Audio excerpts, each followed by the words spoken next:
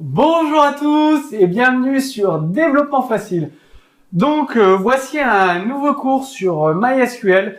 Donc je voulais absolument partager un script que j'ai créé, je pense qu'il va énormément vous aider. Donc ce script permet de sauvegarder entièrement automatiquement toutes les bases de données de vos nombreux sites internet. Donc pour vos clients, je vous conseille d'utiliser ce script.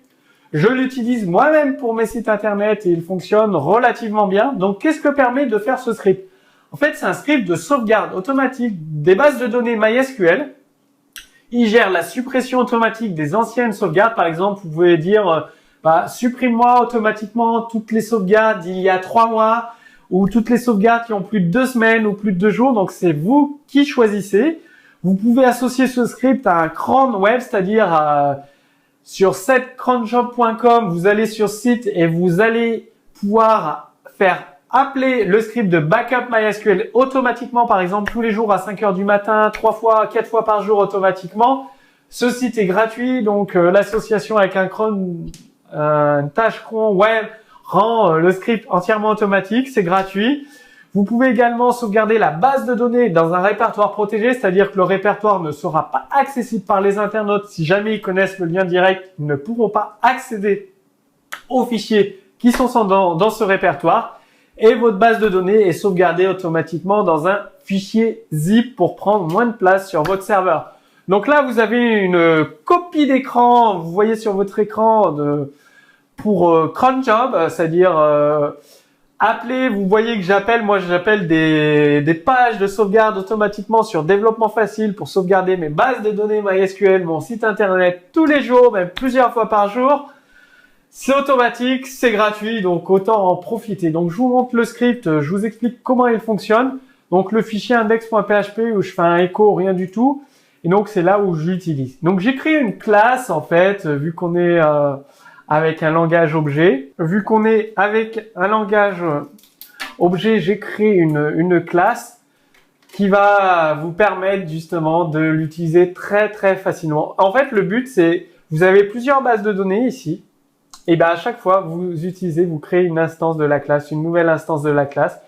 Vous lui dites de supprimer les anciens fichiers et de faire le backup MySQL. Tout ça pour toutes vos bases de données. Moi, c'est ce que je fais pour toutes mes bases de données. Donc, je renseigne le serveur de base de données, le nom d'utilisateur, le nom de la base, le mot de passe, latin ou UTF-8, le répertoire de sauvegarde de la base de données et le nom du fichier de la base de données. Pareil, pour mes 3 serveurs de base de données, je renseigne tout et ça me sauvegarde automatiquement, ça va me créer un fichier zip. Alors, comment ça marche? Les propriétés privées, donc ce qu'on renseigne dans le constructeur, on récupère tout. Le répertoire de sauvegarde et le nom de l'archive zip auquel on rajoute la date automatiquement, année, mois, jour, heure, minute, seconde, .gz, puisque c'est une archive gzip. Donc, vous aurez le nom de votre archive, save, bdd, as3, actionscript 3, avec l'année, le mois et tout simplement.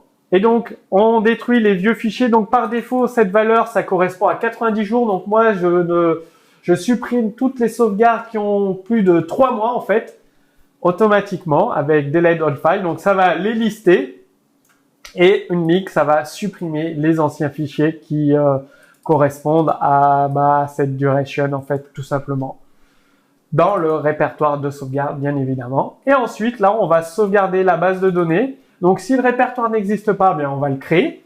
On informe s'il y a eu un problème de création du répertoire et on le crée avec les droits 0.700, donc pour éviter que le répertoire soit accessible de l'extérieur par les internautes. Fin de la configuration MySQL et après on utilise la fameuse commande MySQL dump avec plusieurs paramètres. Donc là vous pouvez commenter des commandes ici comme j'ai mis avec le chartset, UTF-8, latin, complète, extend, toutes les options MySQL dont vous avez besoin. Enfin moi j'ai mis celles que j'avais besoin. Après vous pourrez changer bien évidemment de votre côté. Et vous lancez l'exécution de la commande. Ne pas oublier ici en gzip pour sauvegarder au format zip, tout simplement. Le nom de la base de données aussi, le nom du fichier. Voilà, c'est le nom de la base de données et le nom du fichier qui est ici archive zip dans le répertoire de sauvegarde. Donc on fait un gzip dans le répertoire de sauvegarde au nom et après on dit que la sauvegarde est terminée. Voilà, donc j'espère que ça va vous être très utile. Moi, je vous conseille dès maintenant, si vous n'avez pas de sauvegarde automatique de votre base de données, mettez-le dès maintenant.